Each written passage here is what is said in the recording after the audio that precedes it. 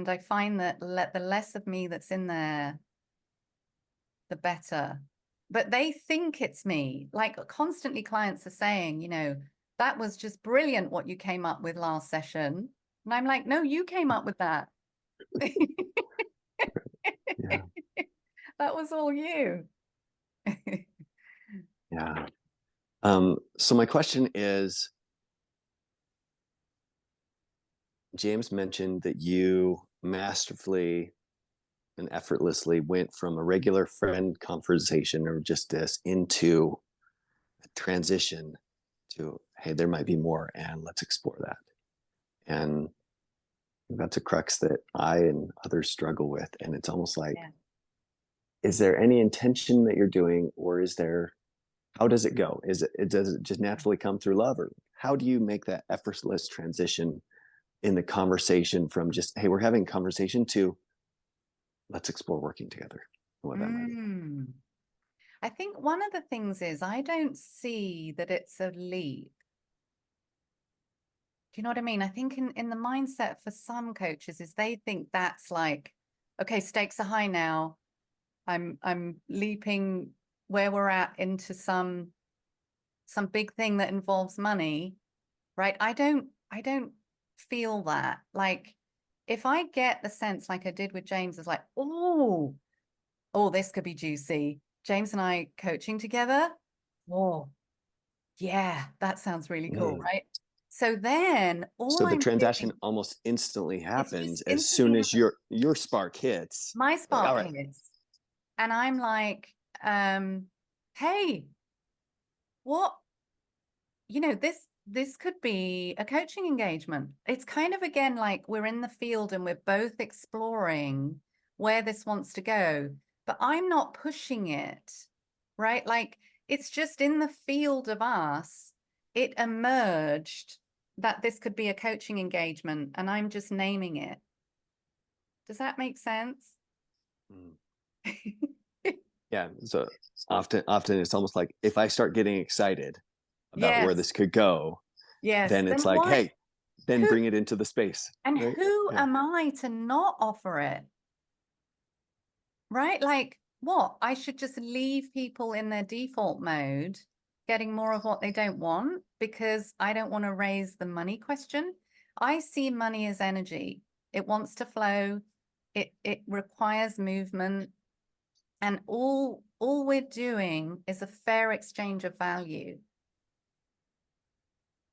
Right? That's all we're doing when we bring money into the equation of coaching. And money is very helpful in the equation of coaching. It clarifies a lot. It's a helpful support system to the work that we're doing, right? And so to me, my fees aren't high, even though they're probably, if you compare them to most other coaches, they're probably on the high end, but they're not high fees. They're a fair fee for the value that the client is getting. Yeah. So to me, I'm not nervous about talking about money because I haven't made up stuff about money that isn't true. Pam, can I comment just a little bit on that transition from new friends Yeah. chatting? So there was a logical there was a logical decision point around, is there a continuation of this conversation, right? We chatted in La Connor, and then that was winding up. Mm-hmm. So then what? And you, I think, very rightly put a little bit of a frame around it. I don't even remember what you said, but hey, would you like to continue this conversation of what it might look like to work together? Those probably weren't the words, but that was the sentiment. Yeah. At that point, I was under no illusion that that's just two friends chatting over Zoom when we get home, right? So it has now taken on a new frame. And I think that it's important. It would seem to me that that shift from, would you like to continue more of what we're doing, this Yeah. is what it could look like, Yeah. Yeah. And you know, I don't think we need to feel like we've moved the conversation into some scary place. Like, you're just exploring. Like, if it feels like that's the place to go, then why wouldn't you just throw that out there and see how it goes? You know, I recently just got a client from somebody I met for 15 minutes at a New Year's Eve party in a kitchen. And she was quite drunk at the time. And she, Pam. I know. She reached out to me the next day, and she had contacted the guy who had run the party, you know, who'd organized the party, because I was only at the party for half an hour, long story.